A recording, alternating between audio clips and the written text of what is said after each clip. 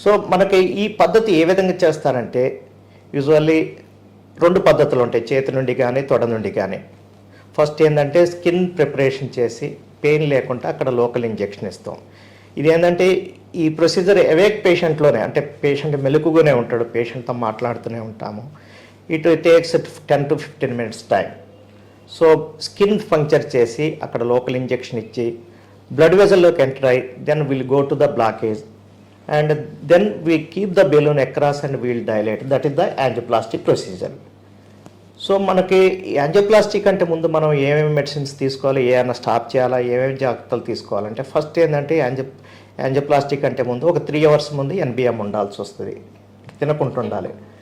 ఎందుకంటే తినకుంటుండాల్సింది, ఒక్కోసారి ఈ కంట్రాస్ట్ డై ఇచ్చినప్పుడు వాళ్ళకి కొంతమందికి వామిటింగ్స్ రావటం, ఎనఫ్లాక్సిస్ రియాక్షన్ రావటం, అటువంటప్పుడు ఒక్కోసారి కార్డియాక్ అరెస్ట్ కావటం ఇవన్నీ ఉంటాయి. సో ఆ టైంలో వామిటింగ్స్ అయితే యాస్పిరేట్ అయ్యి లంగ్స్లోకి పోయినప్పుడు సివియర్ ప్రాబ్లం వచ్చే ఛాన్స్ ఉంటుంది. అందుకనే కంపల్సరీగా 3 to 4 hours before the angioplasty ఏమీ తినకుండా, ఫుడ్ తినకుండా ఉండాలి.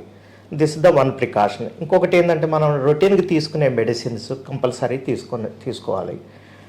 ఇంకొకటి ఏంటంటే డాక్టర్ గారితో ఏమైనా ఎలర్జీస్ ఉన్నాయా, ఏమేమి మెడిసిన్స్ తీసుకుంటున్నారు అనేది కంపల్సరీ డిస్కస్ చేయాల్సి ఉంటుంది. ఏమైనా ఎలర్జీ ఉంటే ఆ ట్యాబ్లెట్స్ అవాయిడ్ చేయడం కానీ, స్పెషల్ ప్రికాషన్స్ తీసుకోవటం కానీ చేస్తాం.